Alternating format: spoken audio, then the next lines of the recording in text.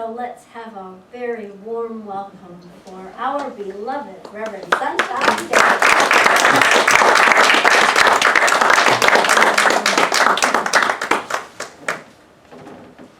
Thank you for that warm introduction.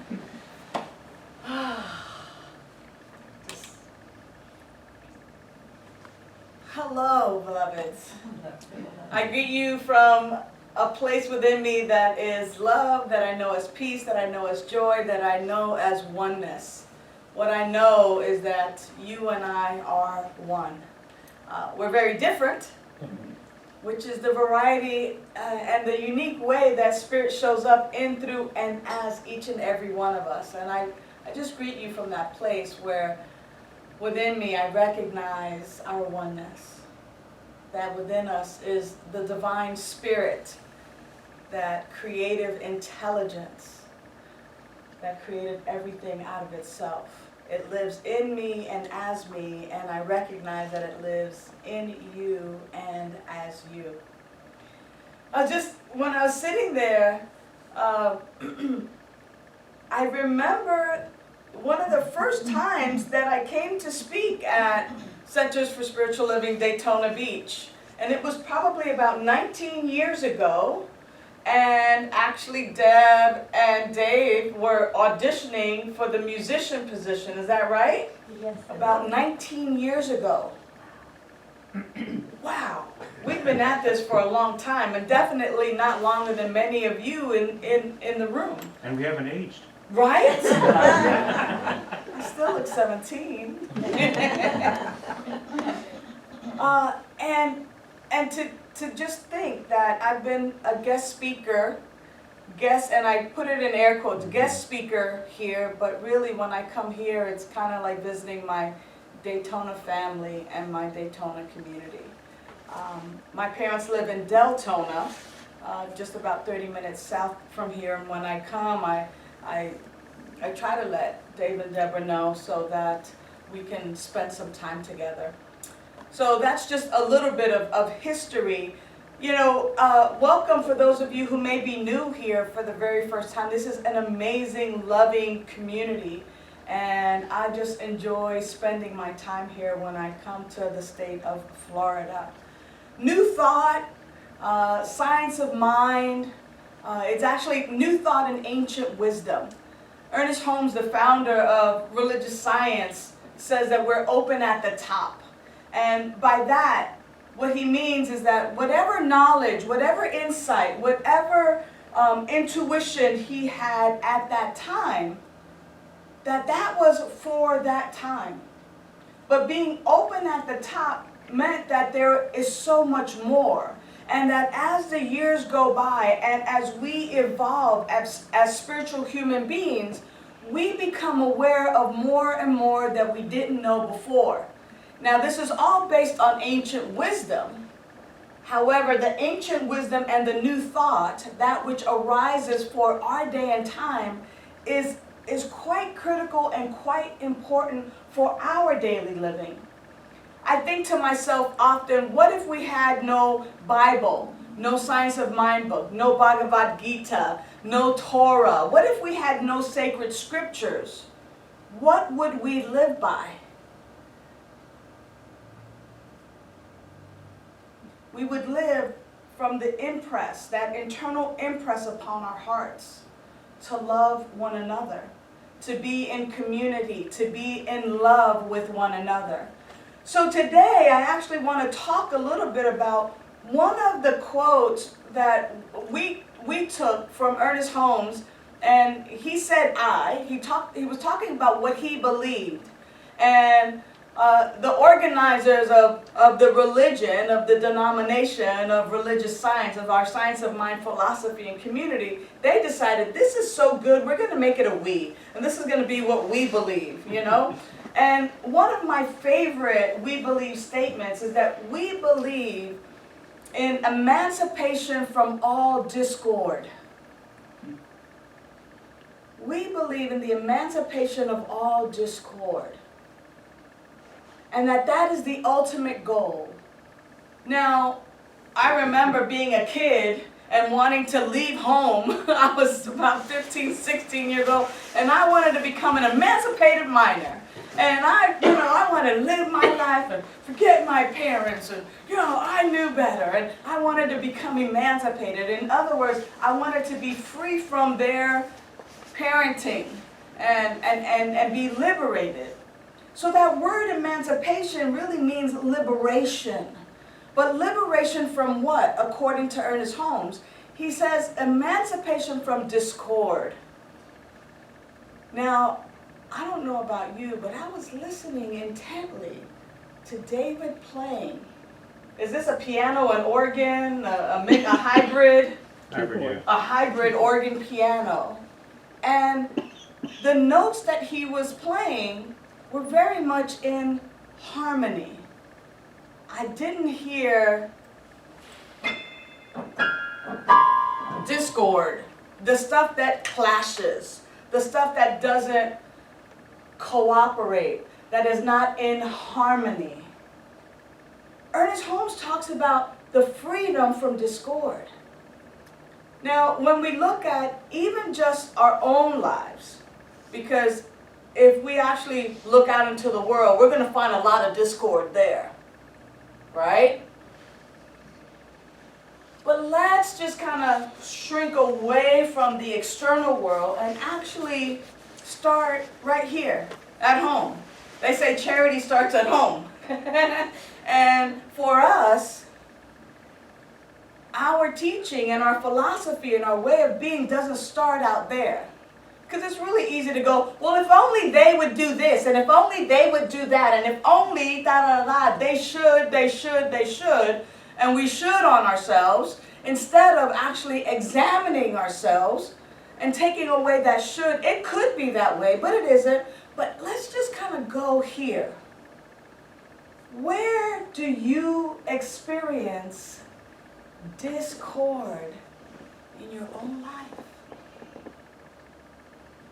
Where is your life not in harmony with your values? What are the things that cause you angst? And if, in fact, as practitioners, which Ernest Holmes calls us, and he calls us practitioners because we practice this philosophy, we practice this way of life. And I'm going to go into the way of life that he talks about in just a few minutes. As people who practice this teaching, it's really easy to act spiritual and to walk around and be members of the Daytona Center for Spiritual Living and be, like, yes, I'm spiritual and I love everyone and we're all one. But it's another thing to actually live it and to actually practice these principles in all our affairs and to practice this way of living when nobody's watching.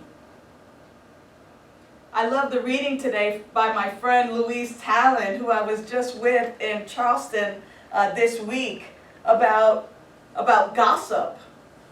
And we joke about that often.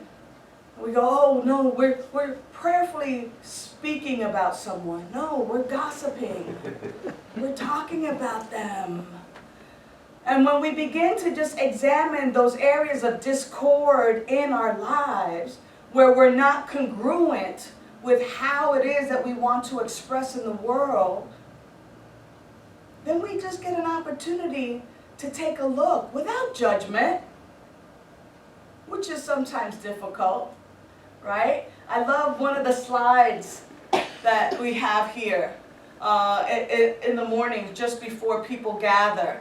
And this is like, judgment doesn't say anything about you. It says everything about me. So when I'm judging you, it doesn't speak about who you are. It speaks about who I am. And it speaks about my consciousness, that I have a consciousness of separation. And separation, this idea of separation, is actually discord as well. When we look at our bad habits, when we look at our destructive behaviors, when we look at the way that we live, we get an opportunity now to just really examine those things that are not in harmony with our highest and best living. When we look at someone and judge them, or when we think less of them, oh, what can that youngster teach me? I know that youngster can't teach me anything. Or what can I really learn from so-and-so? Or look at that person and we turn our nose down at them. Or maybe even, well-meaning, we feel pity for someone. What we get an opportunity to do is examine those things and find the root cause. This, by the way, is practitioner work. Finding the root cause. Why do I believe that about that person? Why do I see that person in that light? Why do I, even like Mark talked about the dark and the light, why do I judge one as bad and one as good?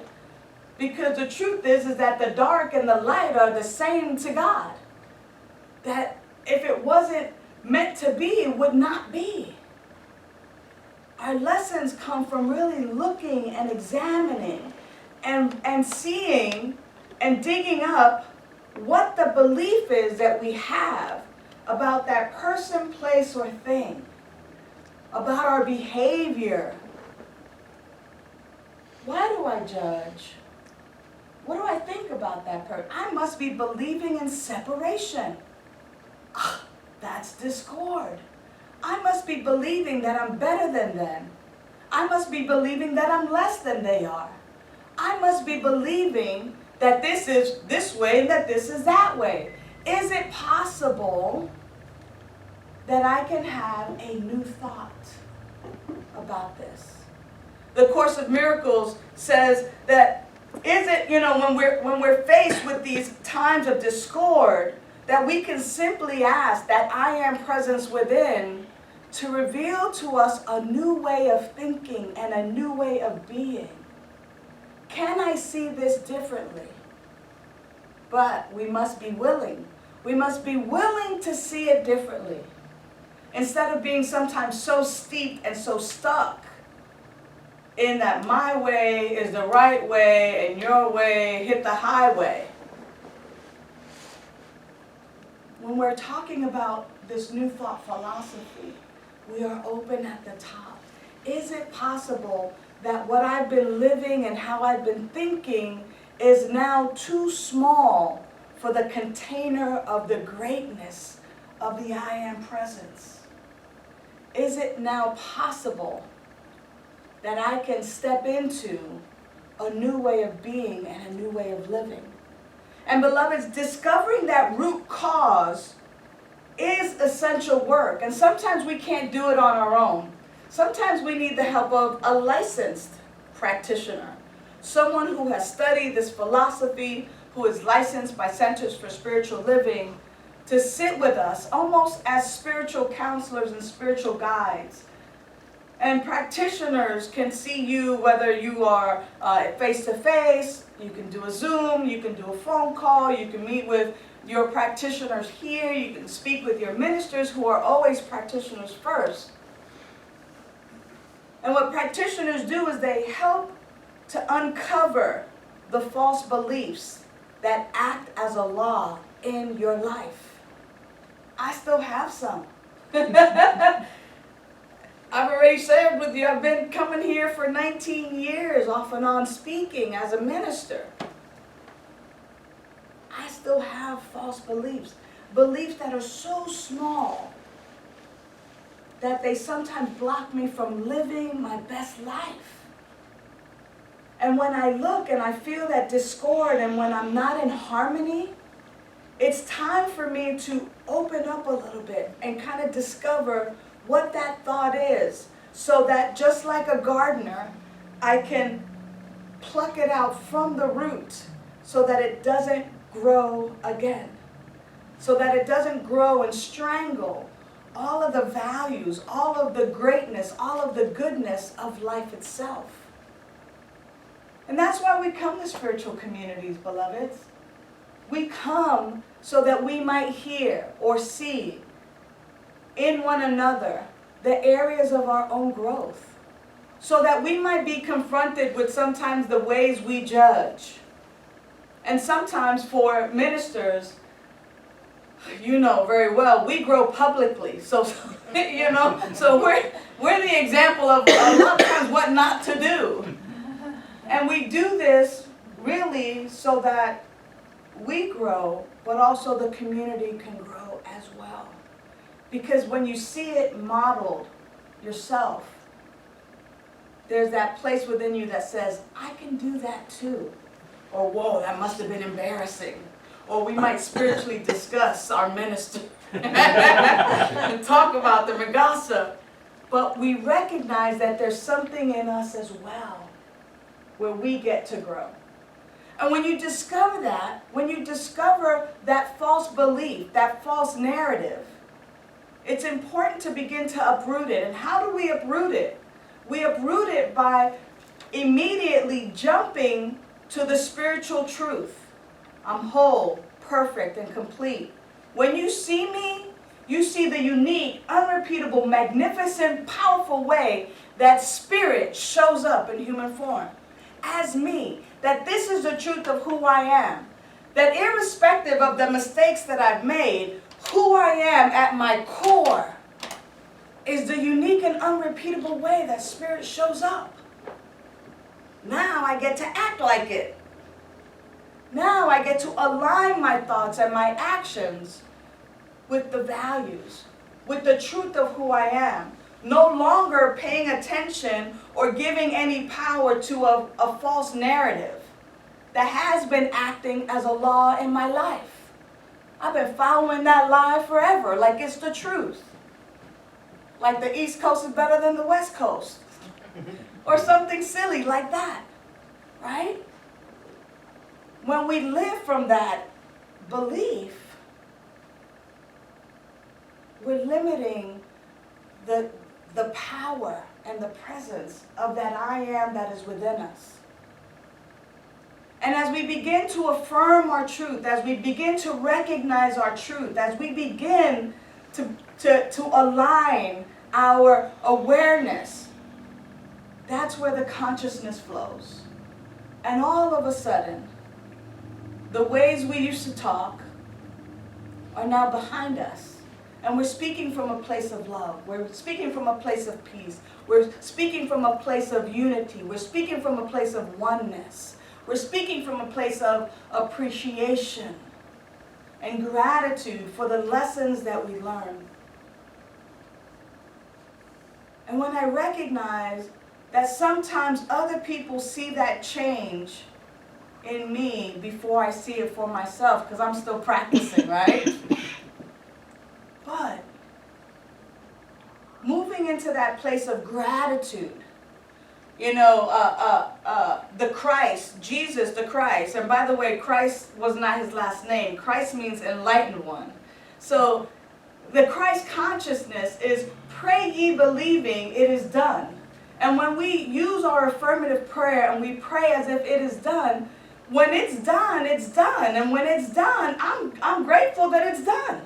I'm grateful that that shift and that change has happened. And so moving into this place of gratitude and appreciation for the new me, the new thought, the new expression, the new way of living fully and expressing fully, I get grateful. I'm in this place of appreciation and there's thanksgiving that wells up. I'm so grateful that I'm not saying silly things like I used to say before, or hurtful things. I'm so grateful that my idea of people being separate from one another is not as active as it was way back when. So grateful that I see our unity, that when I look at you, I see the unique, unrepeatable, magnificent way that God is expressing as you. That takes work. And so I just continue to say, I'm grateful. Thank you, sweet Spirit, for this shift and this change in my awareness and my consciousness. Because as it happens for me, it's open and available to each and every one of us. We say we want to create a world that works for all. And so what is my part in creating that world that works for all here? It happens here first before it happens out here. It happens in my imagination first before it happens out here. The designer of this chair had an image of the chair before it came into manifestation. And that's the work, the discord that's within. When I think about a world that works for all, really, what does that mean? Who's in it? Who's in that world? How is it working? I get to have that mental picture, that mental equivalent. I get to clean up or clear up some of the missed thoughts and the mistakes so that I can actually begin to picture it for myself. One of the ways I do that is by calling you beloved. It's one of my fondest words. Because when I see you, I could easily have judgments. Because we all do. That's part of human nature. Friend or foe? Friend or foe? How do we do this dance?